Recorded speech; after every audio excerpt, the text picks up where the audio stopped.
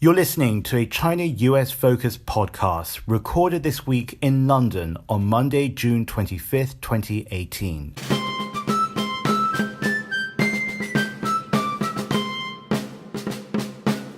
Hello, I'm James Chau. Welcome to this podcast where I look at the China-United States relationship, what's been happening on that front over the past 7 days, but in particular, how it's interplaying with other major events around the world.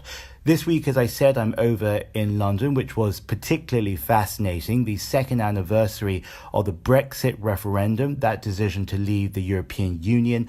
About 100,000 people, newspapers say, filling the streets of central London in favour either for a second referendum or at least for a better deal, and a huge public expression that they want something better for themselves. I went to the end of that march and spoke to a police officer there. She told me about 30,000 people estimated to have participated outside in Parliament Square, outside the House of Commons. Trade is one of the big issues for Brexit and how that's going to affect the UK economy and its position more widely in the world, the identity of the UK in a changing world. And I think that's in some way not so different to what we're seeing with the looming trade war over in China and the United States. I'm going to cover a couple of quick stories before I head off to that main one.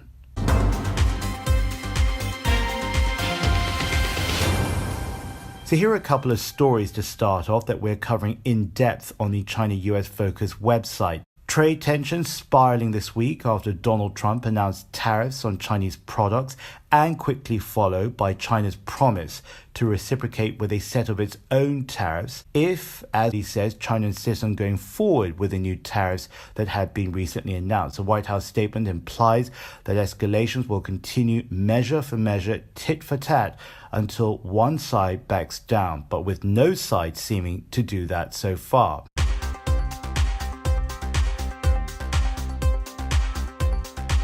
On to the next now. Kim Jongun was in China for a third time in less than 3 months this week. The Chinese media is saying that Kim's newest talks with President Xi Jinping will have reassured him that China stands behind it as it switches its focus now to economic development. That was a 2-day trip during which Kim went to an agricultural institute and also a rail traffic control center, indicating a possible adjustment of his and also North Korea's strategic priorities from nuclear development to economic development, as well as a push maybe to copy the methods of China's own economic success. Chinese President Xi Jinping says that Beijing is ready to share its experience with Pyongyang.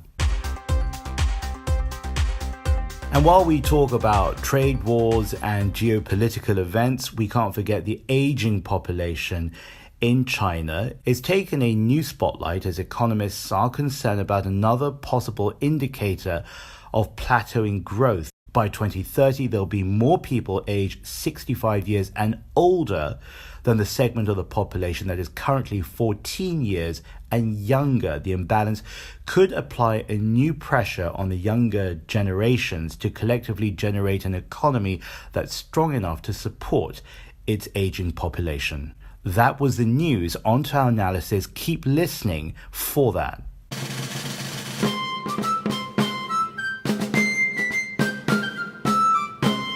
So the trade war has been talk for a couple of months and moved from talk to action in particularly the last couple of days. What we can't forget, though, is the human angle of this story. We can get very consumed by the numbers, by the trends, by the predictions, but at its heart, we're talking about businesses, and behind every business, we're talking about business leaders, their families, their workers, and also the communities they represent, and not forgetting what impact that will then have on consumers and their ability to earn, and therefore their ability to spend, of course. This week was very important. Wilbur Ross appeared before the US Senate. Probably not the reaction that he was seeking.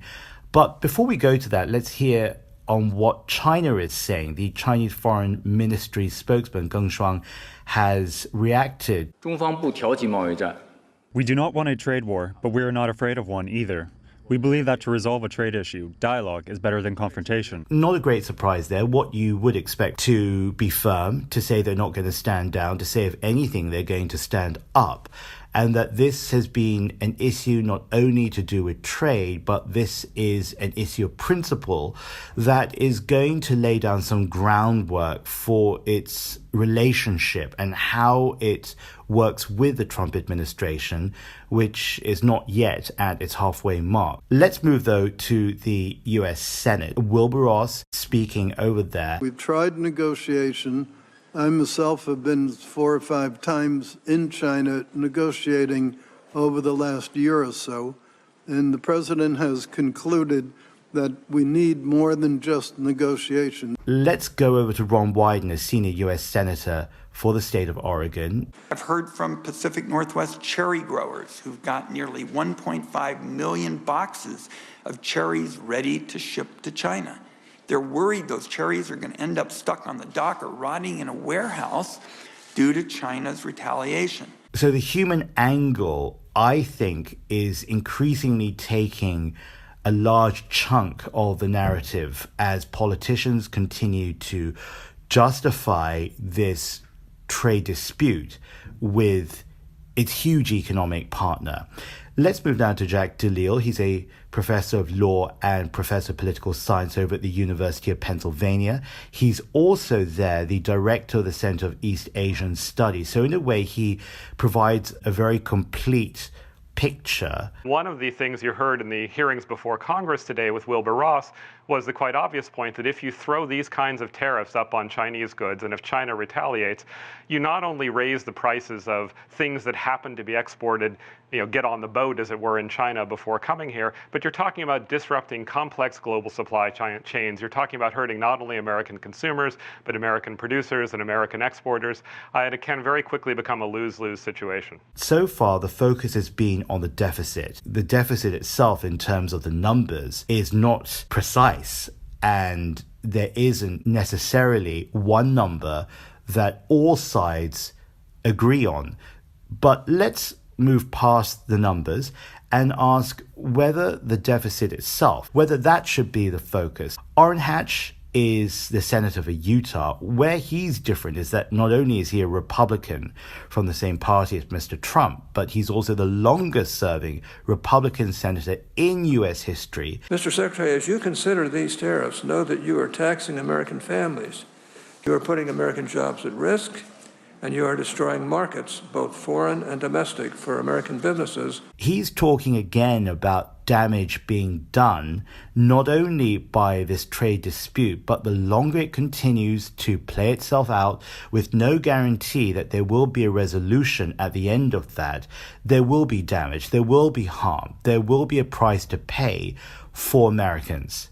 Obviously, in China, it's going to have a big effect. The stock market in China in the past couple of days dropping 3.8% amidst fears of a move from these threats to a full-blown trade war. My take is that it's not just about countries and governments and who wins, but it's also about people and understanding that their dignity and also their rights, their human rights, is paramount to everything else. Well, that's it for this week. I'm James Chau from me in London and our editorial teams in Hong Kong and New York. Take care and see you again for your China-US Focus podcast.